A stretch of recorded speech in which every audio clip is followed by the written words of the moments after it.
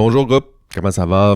Jean-François Sénéchal, votre prof. Bienvenue à notre rendez-vous quotidien, éthique et professionnalisme. C'est le nom du cours.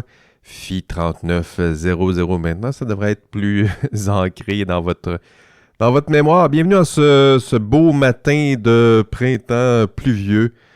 Belle marche ce matin, ou pas.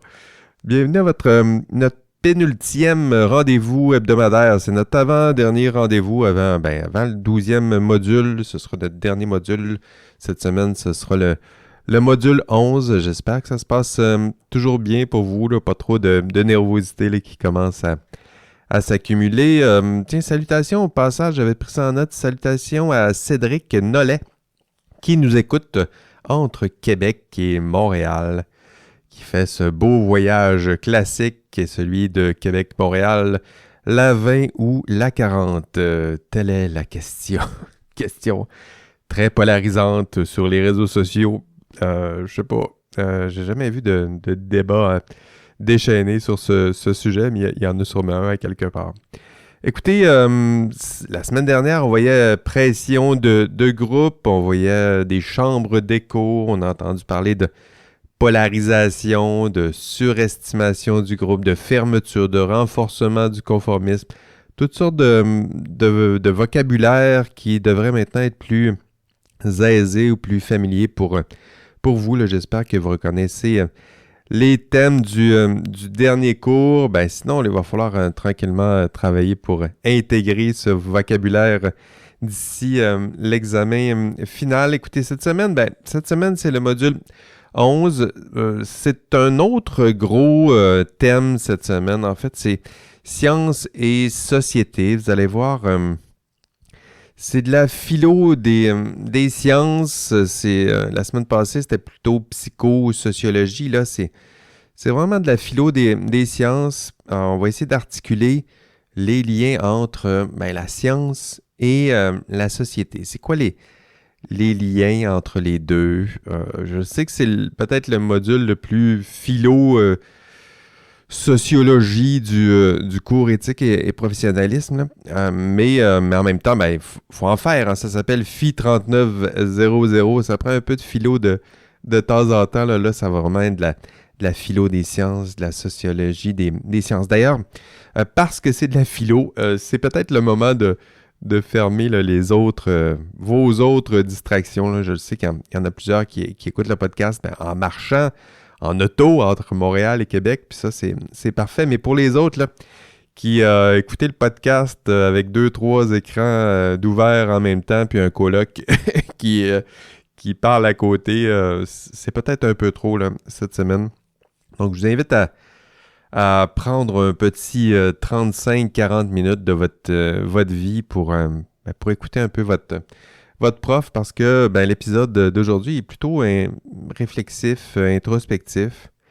C'est le moment là, d'adopter votre posture du penseur de Rodin, là, puis vous frottez un peu le menton là, pendant que le prof vous parle un peu. Des grosses questions cette semaine.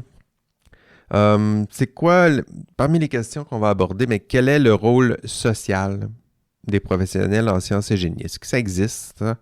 Un rôle social pour des professionnels en sciences et génie? Ce que ça veut dire, est-ce que c'est votre rôle de vous prononcer sur des enjeux sociaux? Est-ce que c'est votre rôle de vous prononcer sur des projets techniques et technologiques, là, mais qui influencent la société? Là.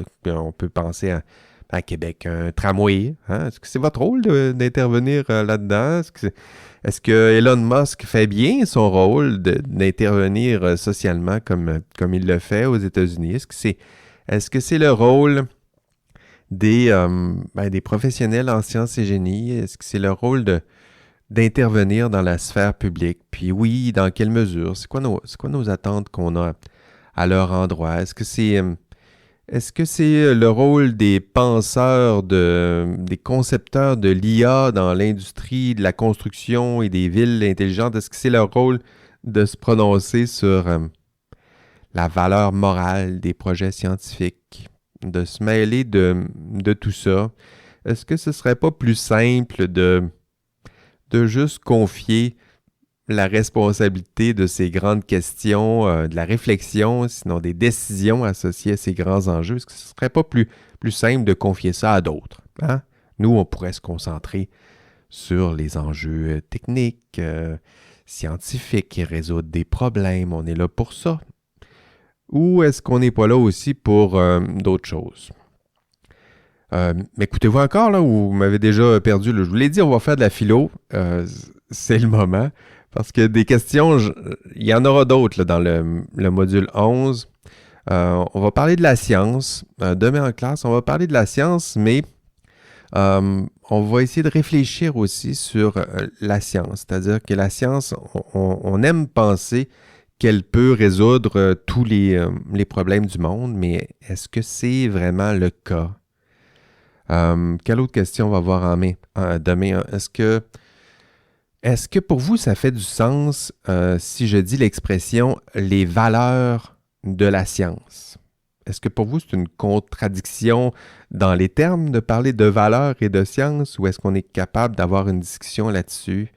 Est-ce que pour vous, vous percevez la science comme étant pure, objective, froide? Est-ce que la société pourrait influencer un peu la science? Hein? Ça fait partie des questions qu'on va aborder demain. Là. J'espère que je ne vous ai pas déjà perdu, là, mais ça fait partie des vraies questions, c'est des questions fortes. Si vous avez jamais pris le temps de réfléchir, vous savez, quand on fait de la science, on se questionne rarement sur ce qu'est la science. Si je fais de la biologie, c'est rare qu'un prof va prendre le temps de vous dire « Mais qu'est-ce que la biologie? » Mais il faut prendre le temps de le faire au moins une fois dans sa vie, ne serait-ce que pendant votre parcours universitaire. C'est quoi la science? Qu'est-ce qui la distingue des autres champs du savoir? C'est quoi la technique? Qu'est-ce que ça veut dire? Qu'est-ce que je suis en train de faire? Et surtout, qu'est-ce que je suis en train de devenir? Hein? Parce que c'est ce qui va se passer, parce que bientôt, vous allez faire de la science, vous allez incarner la science, vous allez être la science et le génie.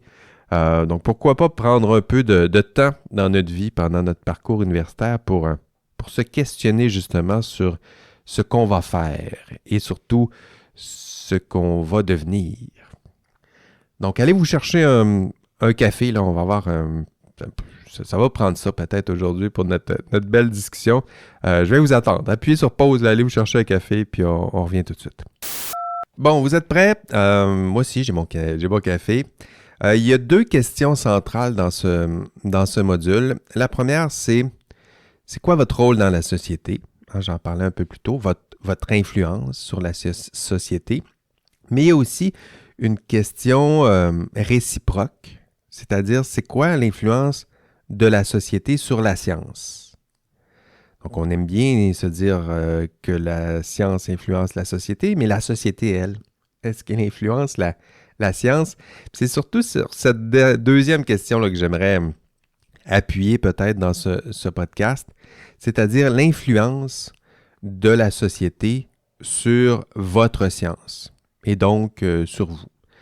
Puis pour la première question, là, le contraire, on va le voir en classe, là, mais je dirais que conceptuellement, là, votre influence sur la société est plus facile à voir et à reconnaître. Là, c'est-à-dire que j'ai l'impression que si vous vous êtes inscrit dans un programme en sciences et génie, c'est justement parce que vous pensez, que vous croyez, que vous espérez avoir une influence sur la société. Donc, quand on s'inscrit en sciences et génie, on rêve de plein de belles choses, mais dans votre cas, c'est de transformer le monde, contribuer à construire peut-être au sens propre et figurer un monde meilleur.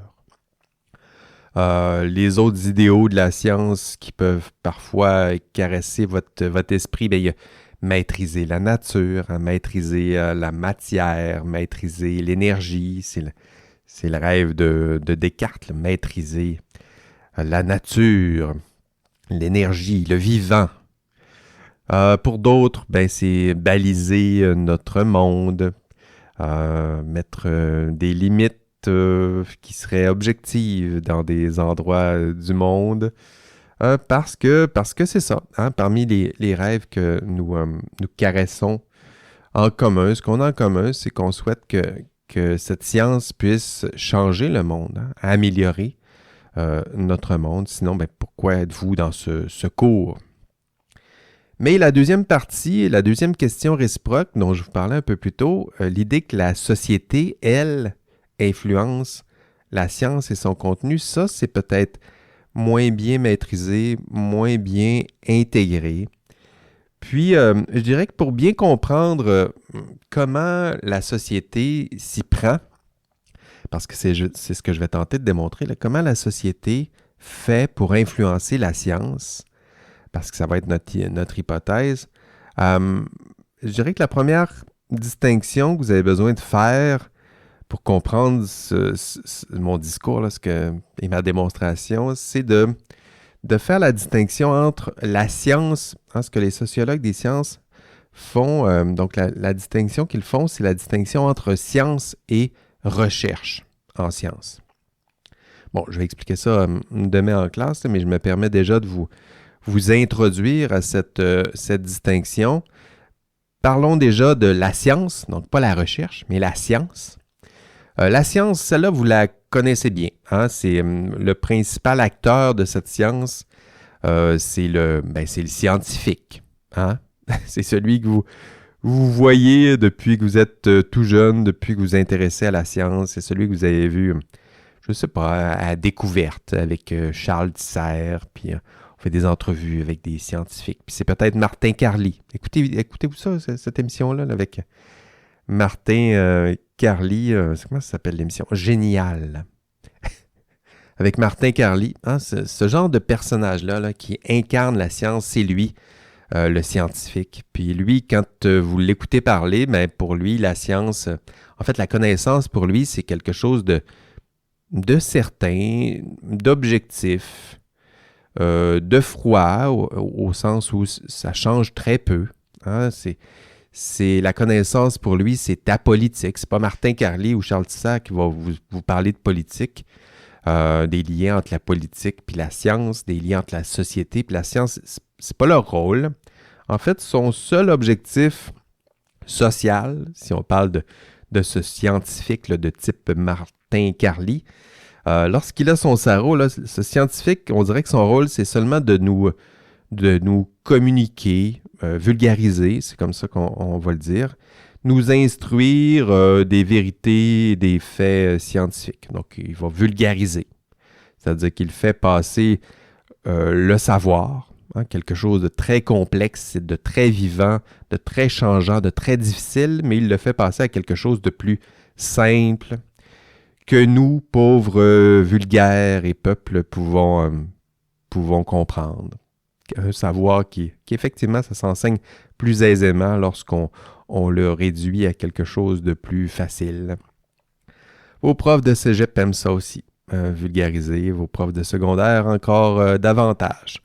Mais cette conception de la science, il faudra s'en éloigner un peu, même si, d'ailleurs, cette conception de la science, elle est encore là dans vos textbooks préférés. Là. Si vous avez des beaux textbooks là, qui vous coûtent trop cher, pas loin de vous, là, dans ces livres, quand il faut regarder la connaissance scientifique, là aussi, on ne voit pas des traces des liens sociaux ou des liens avec la politique. C'est quelque chose, le savoir dans ces ouvrages, c'est quelque chose qui est coupé de la société, coupé de la morale commune.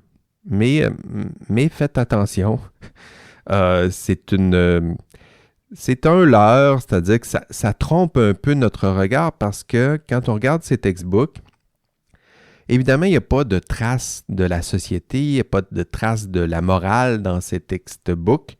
Mais pourquoi? Ben parce que justement, on a fait l'effort de ne consigner dans ces textbooks que le contenu rationnel, asocial, apolitique. Hein? On a fait l'effort d'effacer, je dirais, toutes les traces possible d'influence politique, sociale, morale pour ne garder qu'un contenu qui est le plus possible amoral, froid, objectif et consensuel. Donc ça, c'est ce que vous allez voir dans vos textbooks. Et ce que vous voyez dans ces textbooks, c'est un contenu. Évidemment, c'est le contenu le plus rationnel résultant du processus de production de la connaissance. Et pourquoi? Parce qu'on a enlevé le reste. Hein? Mais faites attention, parce que le processus, hein, le reste, là, il est important aussi. Hein, le processus, le processus de production de la connaissance qui éventuellement va être consigné dans ces textbooks, mais le processus de production de la connaissance, lui, il n'est pas totalement rationnel. Il n'est pas totalement pur et objectif. Et ce processus, ça s'appelle la recherche scientifique. Donc là, il va falloir s'éloigner un peu du scientifique, parce que le scientifique là, de type Martin Carly, c'est une construction sociale, c'est quelque chose qui est utile pour enseigner la science peut-être, mais cette construction, elle n'existe que dans notre tête commune, c'est-à-dire que c'est un personnage qui incarne notre idéalisation de la science. On aimerait que ça ressemble à ça. On aimerait que la science ne soit que ça, mais elle n'est pas que ça. Hein? C'est pour ça qu'on parle d'une construction sociale, d'ailleurs, qui est très bien ancrée dans notre tête. D'ailleurs, cette semaine, en fait, la semaine dernière, rappelez-vous, là, au dernier mini-test, je vous avais demandé dessinez-moi des scientifiques. Puis, c'est justement pour essayer de mettre sur papier ou de concrétiser votre propre conception de l'idéal scientifique. D'ailleurs, j'ai bien hâte de vous montrer les très beaux dessins que vous m'avez faits. Et là, par beau, faut entendre les guillemets radiophoniques, là, parce que n'est pas artiste qui le veut.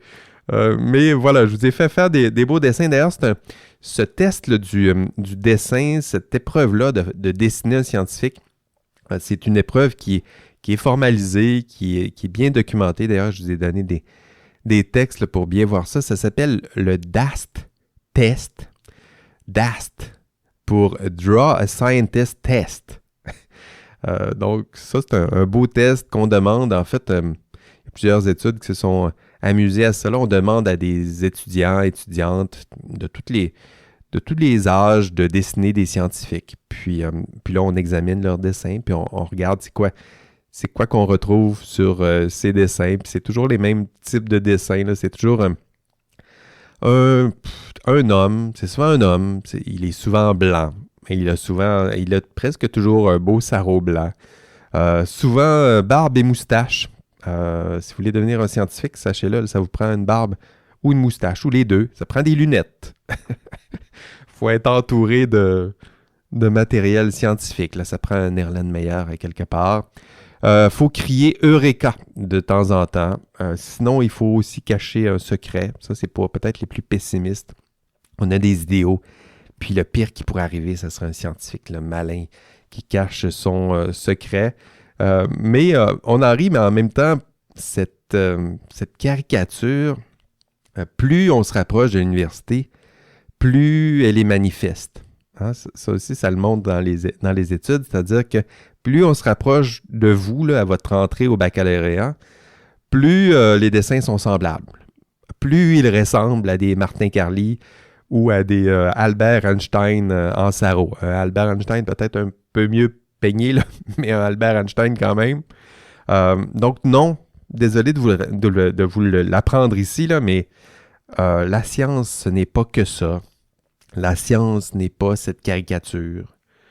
Non, il n'y a pas que des Martin Carly à l'université. Donc, il faut commencer déjà, surtout à vos âges, à se distancier un peu de cette caricature de la science, puis commencer à s'intéresser vraiment à ce qu'est la science. Comment on la conçoit, comment on la développe, à quoi ressemble le processus de développement et de production du savoir scientifique. Ce que je vous suggère, c'est de remplacer ce scientifique par un chercheur en sciences. C'est là où vous allez faire le pont, c'est là où vous allez voir les liens plus évidents entre la société et la science, c'est quand on s'intéresse au chercheur en sciences. Parce que pour lui, le chercheur en sciences, il y a des liens beaucoup plus concrets et réels entre la société et la science.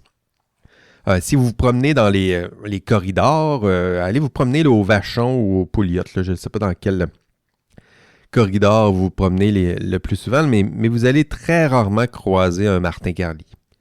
Un chercheur, c'est aussi une femme, c'est aussi un jeune, c'est aussi une personne qui provient de différentes origines, qui représente des minorités ethniques, culturelles, visibles.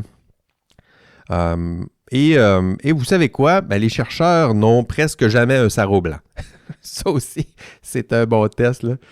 C'est-à-dire qu'ils touchent bien plus souvent à leur PC, au clavier de leur PC qu'à un Erlenmeyer ou à un sarrau blanc. Puis vous l'entendrez jamais crier Eureka. C'est impossible. La personne qui dit ça, d'abord, on ne découvre pas le savoir comme ça. La production du savoir, c'est un processus lent et patient. Puis ça se fait très rarement par ce genre de fulgurance là, où tout à coup, là, on découvrirait avec une seule idée, là, on ferait changer le cours de la science. C'est pas comme ça que ça se fait. Ça prend pas juste une pomme sur la tête pour produire des idées scientifiques. Donc, je vous invite à changer votre posture, changer votre conception de la science en remplaçant votre scientifique par un chercheur, un vrai chercheur. Puis là, ben, choisissez-en un. Vous en connaissez peut-être là, autour de vous. Vous en prenez un. Puis vous allez voir que pour le chercheur, la connaissance scientifique, contrairement à Martin Carly, là, pour lui, la connaissance, elle est incertaine.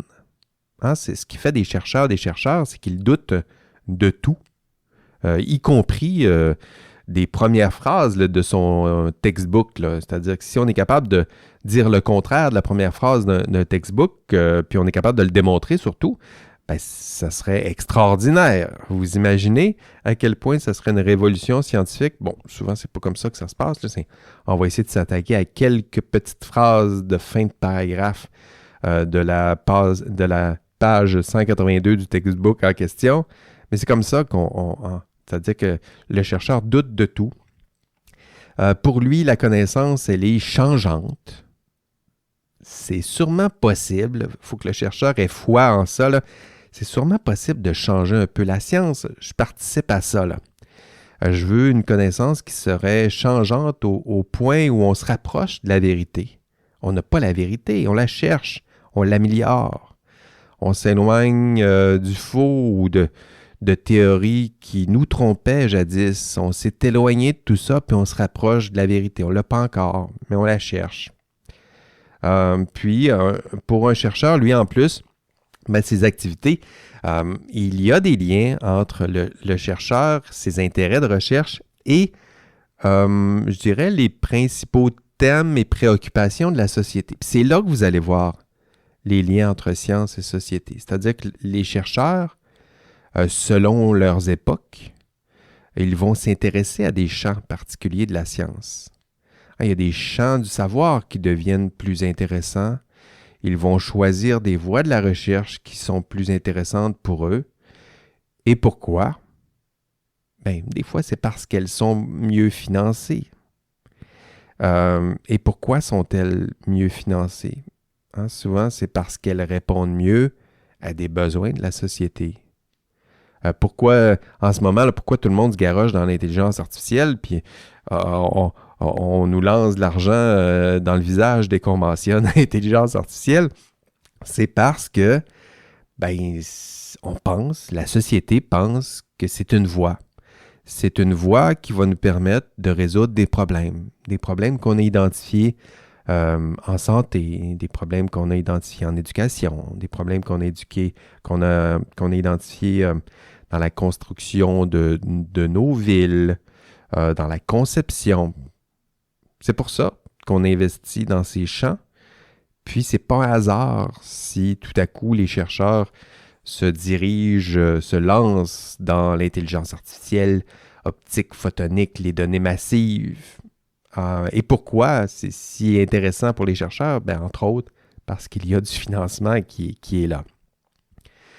Donc voilà, c'est ce qui est à l'œuvre. Hein, les grands bailleurs de fonds là, publics, que ce soit pour vous en sciences et génie, c'est le CRSNG, donc Conseil national de sciences naturelles et en génie, CRSH et sciences humaines, il y a le FQRNT, ça c'est des bailleurs de fonds provinciaux. Pourquoi ces grands bailleurs de fonds financent des champs particuliers de développement de la recherche? C'est parce que ça répond à des besoins publics. Hein? Donc il y a des gouvernements en place qui, eux, défendent leur conception du monde, qui ont été élus parce qu'ils reflètent les conceptions du bien défendues par la majorité. Puis le gouvernement en place reprend ces idéaux et finance la recherche. C'est comme ça qu'on voit les liens entre science et société. C'est notamment comme ça que la société influence la science. C'est par ce lien-là. La société est là. La société met en place plutôt des dirigeants, un gouvernement qui lui reflète les intentions, besoins, les conceptions du bien public, reflète la conception du bien de la majorité, puis tranquillement finance le développement de la science, puis injecte tranquillement ces valeurs-là au cœur de la science. Puis ce que je vous dis là, vous ne l'aurez jamais, vous ne le découvrirez jamais en examinant des textbooks. Hein? Parfois, il faut faire l'effort de réfléchir sur la science. C'est pour ça qu'on fait de la philosophie des sciences ou de l'anthropologie des sciences ou de la sociologie des sciences. Ce sont des champs de la recherche qui examinent la science en tant que telle, pour voir qu'est-ce qui se passe, comment se développe-t-elle, quel regard critique peut-on jeter sur elle. Puis c'est à travers ce genre de contenu-là que vous allez explorer ce genre de constat-là. Hein. L'idée que la société peut influencer la science, peut injecter dans cette science les préoccupations d'une société. Puis il va le faire comment? Ben, va le faire à travers son influence, à travers le financement de la recherche. Puis il va laisser des traces de ses influences dans la science. Puis les traces de ces influences ne seront jamais effacées du contenu de la science. Je le sais qu'on aime s'imaginer une science coupée de la société, objective, froide, c'est quoi cet accent-là? Froide, qui serait protégée des influences de la société. On la souhaite isolée, comme une science qui est isolée dans un laboratoire qui serait pur, mais les faits, c'est-à-dire que le processus de développement de cette connaissance-là, lui, il est lié à certains enjeux politiques, à certains enjeux sociaux, puis donc des enjeux sociaux d'une époque. Hein. Donc, si vous voyez ces liens, en fait, si vous admettez que ce que je vous dis là, c'est vrai, hein, si vous admettez que la recherche pourrait être influencée un peu par la société, à travers le financement notamment, ben, si c'est vrai ce que je vous dis, bon, on devrait trouver des traces de l'influence de la société dans la science. Si on fait un effort conscient de chercher ces traces, on devrait, me semble-t-il, trouver des traces de cette influence de la société, non? Ben, je sais pas. Faites-le. Allez vous chercher un textbook, pas loin de vous. Trouvez-en un. Là, il vous coûte assez cher, ces textbooks-là. Trouvez-en un. Là, on va l'examiner ensemble. Allez-y, là, je vous attends. puis on va l'examiner ensemble. Nice job breaking it, Hero. Bon, vous l'avez? Moi, j'en ai un beau ici, pas loin de moi, qui date de 1980. Si vous en avez un vieux en plus, là, c'est encore mieux. Parce que ce que je vous disais, c'est que on devrait être capable de trouver des traces de l'influence de la société de l'époque dans ces textbooks. On fait un effort pour qu'ils soient objectifs, froids, purs, coupés de la société, mais le sont-ils vraiment, ces textbooks? Vous allez voir que dans ces textbooks, il y a des traces de la société. Parfois, elles sont plus subtiles, parfois, elles ne sont pas subtiles du tout. Ça dépend du textbook en question et ça dépend aussi de l'époque. Ça dépend aussi de l'influence de la société, à quel point la société tente ou non d'influencer le cours de la science. D'ailleurs, je vous ai déjà confié que j'avais une formation de maîtrise en biologie de la reproduction. Moi, j'ai un beau textbook là, de biologie de la reproduction, puis je m'amuse souvent à l'explorer. Puis, je vous le disais, c'est un beau vieux textbook des années 80. Pas que j'avais étudié dans les années 80, là. Ma maîtrise, ça s'est fait un peu plus tard. Mais moi aussi, j'avais économisé, puis j'ai trouvé un beau vieux textbook à l'époque, je l'ai toujours. Puis vous allez voir dans ces textbooks, si c'est un vieux textbook, si c'est un vieil ouvrage là, qui tente d'être le plus objectif et rigoureux possible, vous allez voir que ça porte quand même les traces et, je dirais, les myopies d'une époque. Moi, dans mon cas, c'est de la biologie de la reproduction. C'est-à-dire que ça parle de reproduction, mais vous seriez surpris de constater à quel point le langage, pour parler de l'embryon puis du spermatozoïde, à quel point ça reflète un peu le langage de l'époque, là. Écoutez, dans ce textbook-là, on parle des... En fait, des fois, ça ressemble quasiment à des histoires de princes et princesses, là. C'est-à-dire que d'un côté, là, on a les spermatozoïdes, puis là, on utilise toutes sortes d'analogies guerrières, là. Ce sont des guerriers courageux là, qui partent ensemble à l'aventure pour conquérir l'ovule. Puis l'ovule, lui, il est là, puis la façon qu'on en parle, ça aussi, ça reflète un peu l'époque, là. C'est un ovule qui est passif, là, qui prépare son nid là, en attendant le courageux conquérant. Écoutez, c'est des gamètes, c'est juste comme ça qu'il faudra en parler, là. C'est rien de plus que ça. Ça en prend deux pour faire un être vivant. Puis dès qu'on se met à essayer de vulgariser, expliquer, vite, on laisse des traces de la culture et de la société d'une époque, parce que ça, ce sont des histoires. Ce ne sont que des histoires de princes et princesses. Ce ne sont que des traces de la société, de l'époque dans laquelle a été écrite cette science là, qui est consignée dans cet ouvrage. Puis les chercheurs sont comme ça, hein, c'est-à-dire qu'ils tentent évidemment d'être le plus objectif, froid, rigoureux, mais ils sont toujours influencés par leur époque. Hein, les myopies, les préjugés, les valeurs de leur époque. Là, quand vous voyez des chercheurs au Vachon, ils portent aussi les valeurs de notre époque, là.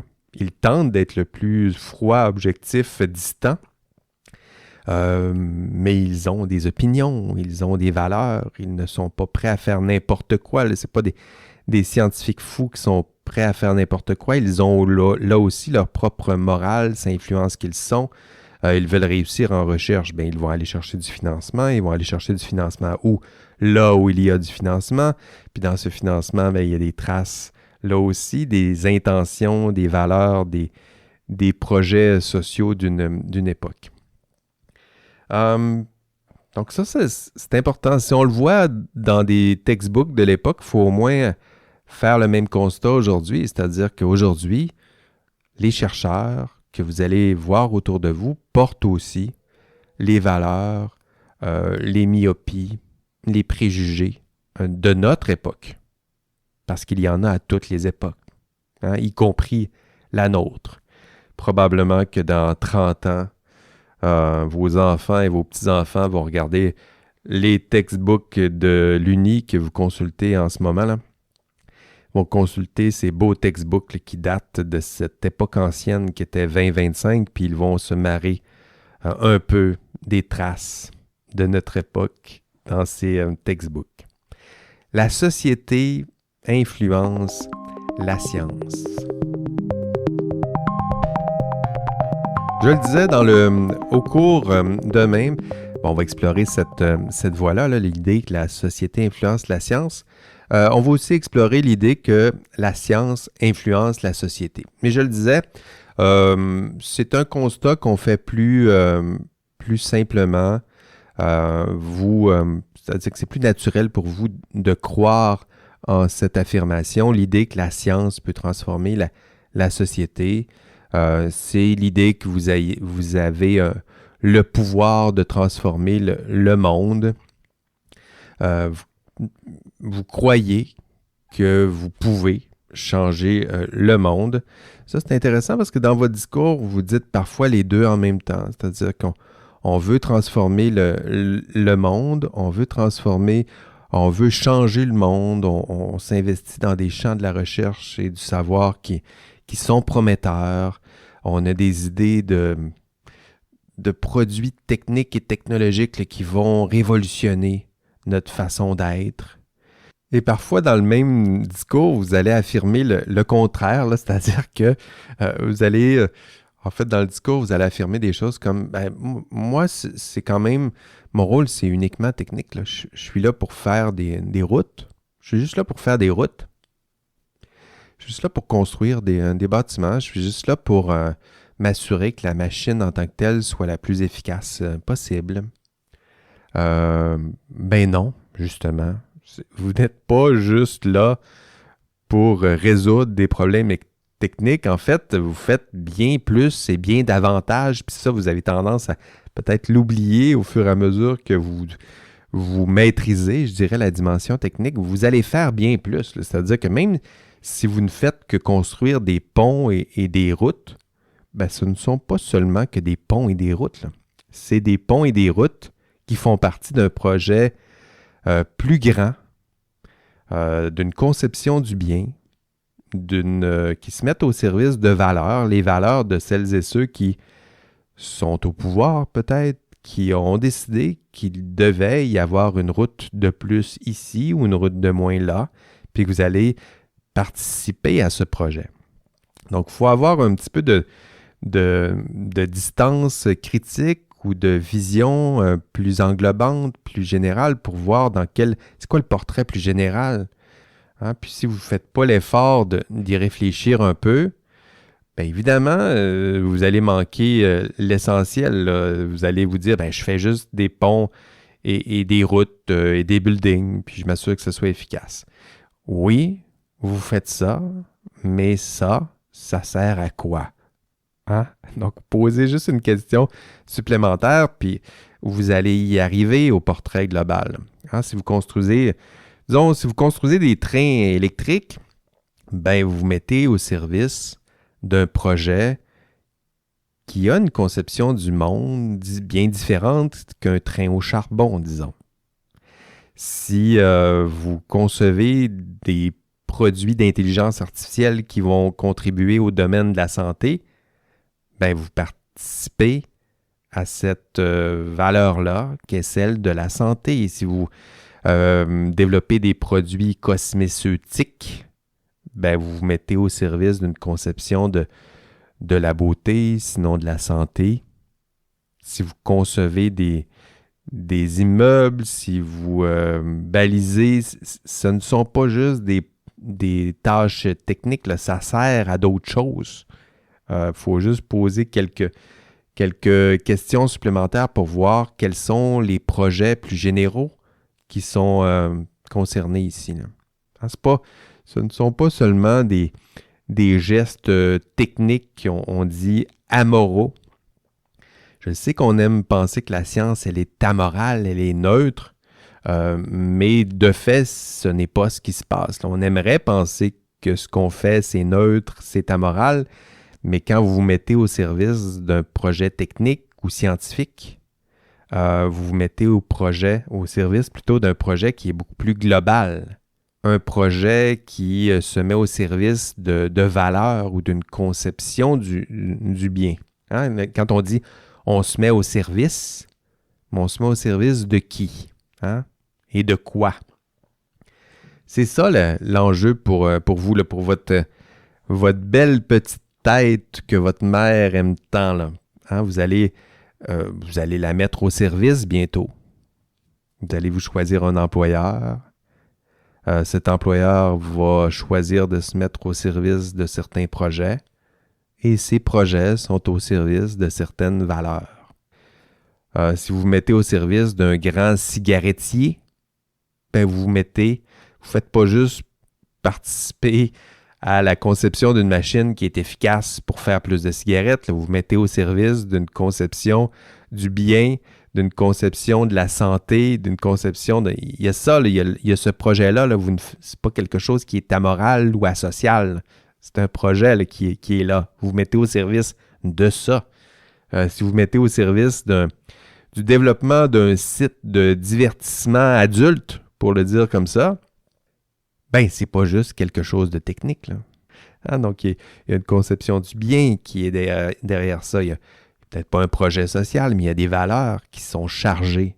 Si vous vous mettez au service d'un site d'exploitation minière, ben, ce ne sont pas les mêmes valeurs que si vous vous mettez au service de Santé Canada ou de Transport Québec ou d'un projet de développement durable dans une réserve Innu. Puis si vous pensez que c'est la même chose, ben vous vous trompez. Hein? C'est-à-dire qu'on peut très bien travailler pour un site d'exploitation minière. On peut très bien le faire, mais il faut être au courant des valeurs desservies par ce genre de projet. Puis ça se peut que ça corresponde à vos valeurs, puis ça se peut que ça soit ça, votre projet. Ça se peut que vous vous mettez au service de ce genre de projet-là, mais ça doit être un choix conscient, pas juste dire « Ben non, moi je fais juste quelque chose de technique. » Ben c'est pas juste quelque chose de technique. Vous vous mettez au service de cette industrie. Puis cette industrie est au service de certaines valeurs. Et ces valeurs sont-elles cohérentes avec vos valeurs? Parce que c'est ça la vraie discussion. J'ai des valeurs. Je me mets au service d'un employeur qui se met au service d'autres valeurs. Est-ce que nous partageons ces mêmes valeurs? Est-ce qu'il y a une cohérence? Est-ce qu'il y a une cohérence en matière de ces conceptions du bien commun? Il n'y a pas de certitude en matière de bien commun. Il n'y a personne qui pourrait, ici, surtout dans un cours d'éthique, vous dire ben, il n'y a qu'une seule conception du bien commun et la voici. Mais je dirais que votre devoir, c'est minimalement, c'est un devoir de cohérence. Là. Vous assurez que votre propre conception du bien commun, que vos propres valeurs soient cohérentes avec avec les valeurs de celles et ceux qui vous embaucheront, c'est avec les valeurs des projets dans lesquels vous investirez. Hein, c'est ça, je pense, l'idéal qu'on peut viser, s'assurer que les valeurs de ces projets, les conceptions du monde qui sont défendues par ces projets, ben, soient cohérentes avec les nôtres. Bon, je le sais que c'est plus simple de se dire, ben moi, c'est seulement des gestes techniques. Mais c'est pas seulement des gestes techniques.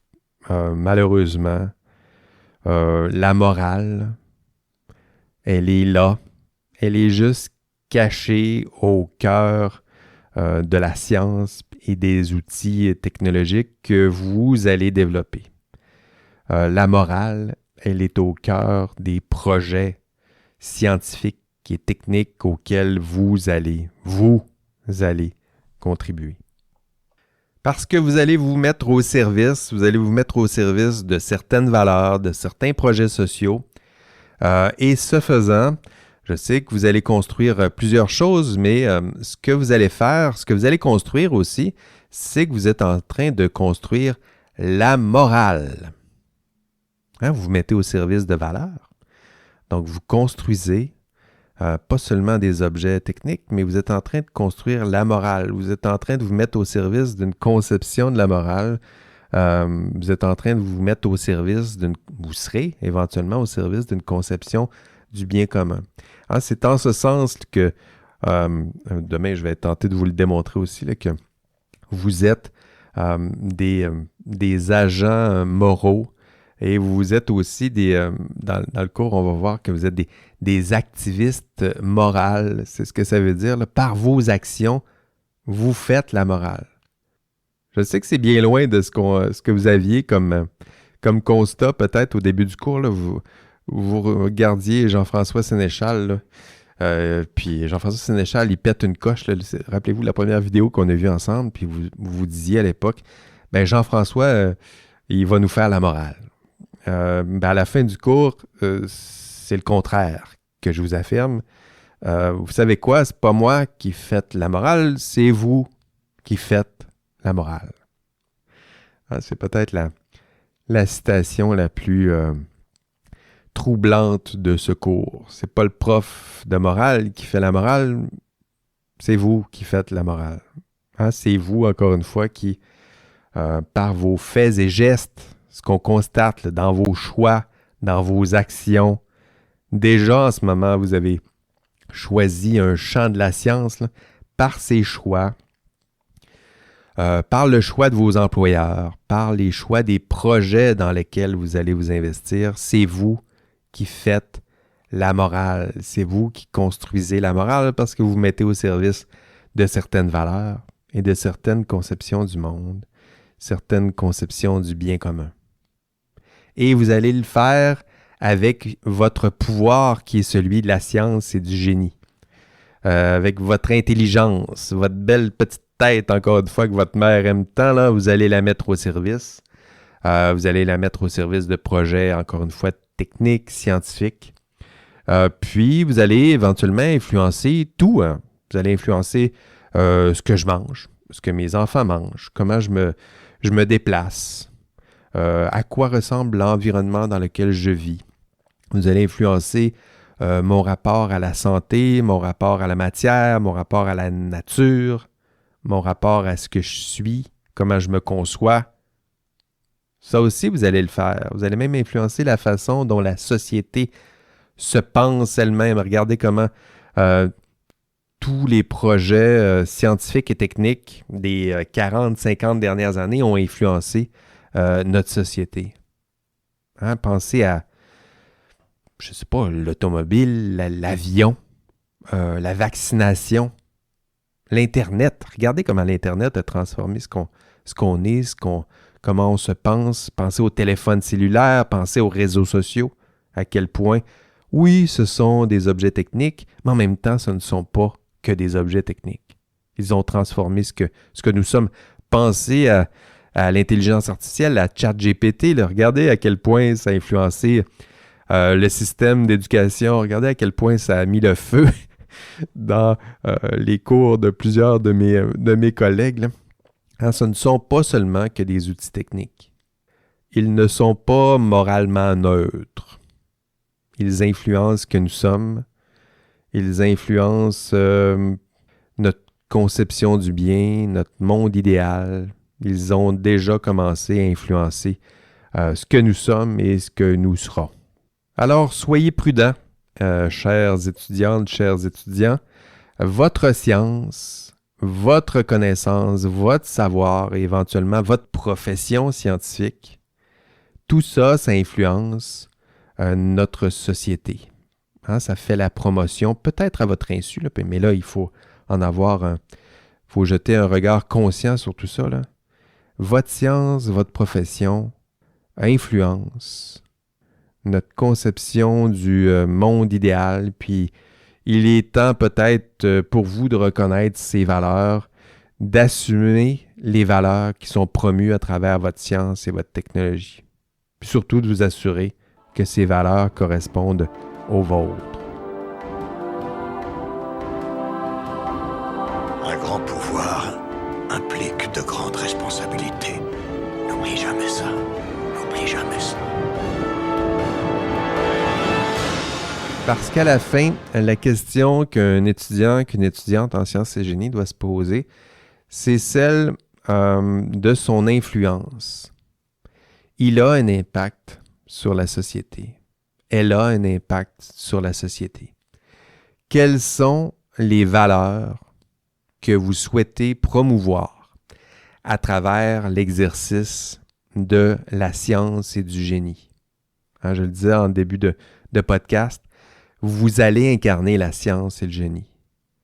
Vous allez être la science et le génie.